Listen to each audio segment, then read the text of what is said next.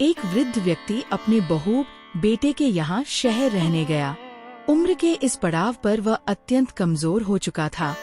उसके हाथ कांपते थे और दिखाई भी कम देता था।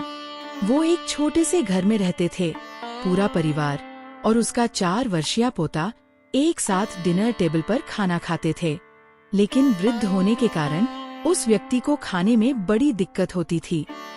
कभी मटर के दाने उसकी चम्मच से निकलकर फर्श पे बिखर जाते, तो कभी हाथ से दूध छलककर मेजपोश पर गिर जाता। बहू बेटे 1-2 दिन ये सब सहन करते रहे, पर अब उन्हें अपने पिता की इस काम से चिढ़ होने लगी। हमें इनका कुछ करना पड़ेगा, लड़के ने कहा। बहू ने भी हाँ में हाँ मिलाई और बोली, आखिर कब तक हम इनकी वजह से अपने खाने का मजा किरकिरा करते रहेंगे, और हम इस तरह चीजों का नुकसान होते हुए भी नहीं देख सकते।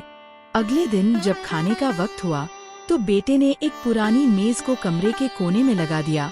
अब बूढ़े पिता को वही अकेले बैठकर अपना भोजन करना था।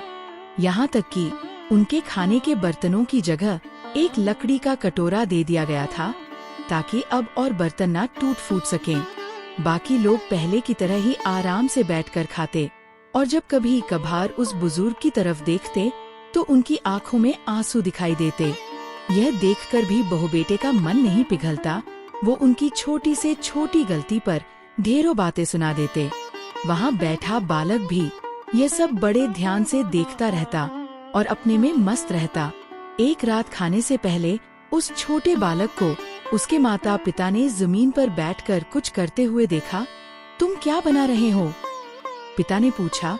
बच्चे ने मासूमियत के साथ उत्तर दिया, अरे मैं तो आप लोगों के लिए एक लकड़ी का कटोरा बना रहा हूँ, ताकि जब मैं बड़ा हो जाऊँ तो आप लोग इसमें खा सकें। और वह पुनः अपने काम में लग गया।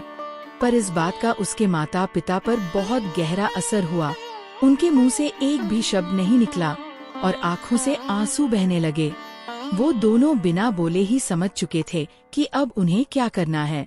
उस रात वो अपने बूढ़े पिता को वापस डिनर टेबल पर ले आए और फिर कभी उनके साथ अभद्र व्यवहार नहीं किया।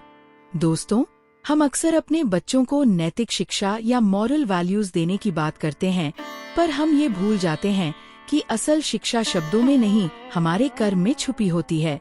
अगर हम बच्चों को बस ये उपदेश देते रहे कि बड़ों का आदर करो, सबका सम्मान करो और खुद इसके उलट व्यवहार करें, तो बच्चा भी ऐसा ही करना सीखता है। इसलिए कभी भी अपने पेरेंट्स के साथ ऐसा व्यवहार ना करें कि कल को आपकी संतान भी आपके लिए लकड़ी का कटोरा तैयार करने लगे।